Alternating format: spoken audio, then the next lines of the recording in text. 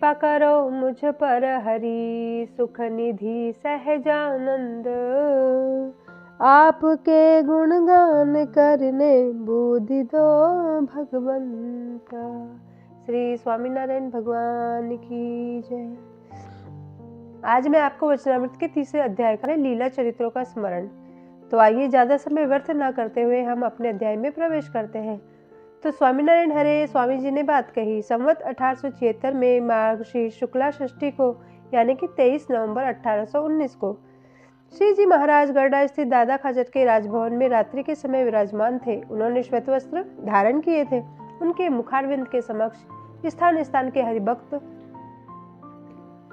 संत और मुनि बैठे हुए थे। उस समय श्री जी महाराज कहते हैं कि जिस पुरुष को अपने हृदय में भगवान की मूर्ति निरंतर रूप से दिखाई देती हो, उसे भी भगवान ने जिस जिस अवतार में जहां जहां जो जो लीलाएं की हो उनको स्मरण में रखना चाहिए। ब्रह्मचारियों, साधु एवं सत्संगियों के साथ स्नेह रखना और उन सभी का स्मरण भी रखना चाहिए, इसलिए कि वह कदाचित देह त्याग के समय यदि भगवान की मूर्ति का विस्मरण भी हो जाए तो भगवान ने जिन स्थानों में जो जो लीलाएं की है उनकी स्मृति हो जाए तथा सत्संगी के फलस्वरूप भगवान की मूर्ति का भी स्मरण हो आता है।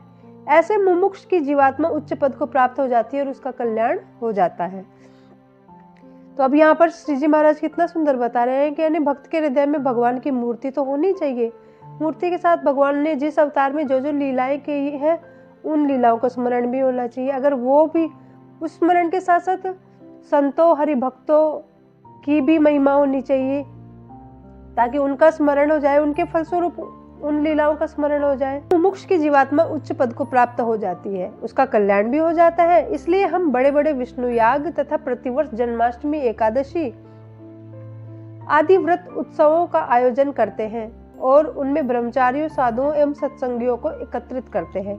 यानी भगवान ने उत्सव का आयोजन क्यों शुरू करवाया, उसका कारण भी बड़ा ही सुंदर बता दिया कि इन उत्सवों की वजह से कभी हमारे अंतिम समय में उन उत्सवों की याद आ जाए, उन उत्सवों के माध्यम से हरिभक्ति की याद आ जाए तो हमारा योग भगवान से हो जाएगा और फिर ऐसा मुमुक्ष क्या होता है, उच्च पद को प्राप्त कर लेता है।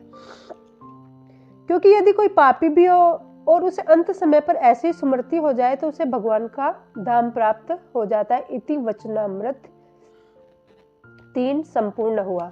तो यहाँ पर छोटी सी महाराज ने कितनी सुंदर बात बताई है कि भगवान की मूर्ति का तो हमें स्मरण रखना ही चाहिए, मूर्ति के साथ साथ भगवान की लीला चरित्रों का भी स्मरण करना चाहिए। लीला चरित्रों के साथ साथ जो भगवान से जुड़े हुए साधु ब्रह्मचारी हैं उनका स्मरण हमें रखना चाहिए और उनके साथ साथ हमें हरिभक्तों का भी स्मरण, जो भगवान से जुड़े हुए हैं उनका स्मरण करना चाहिए। अगर इतने सारे स्मरणों में अंतिम समय में एक भी याद आ जाता है तो फिर हमारा कल्याण हो जाता है।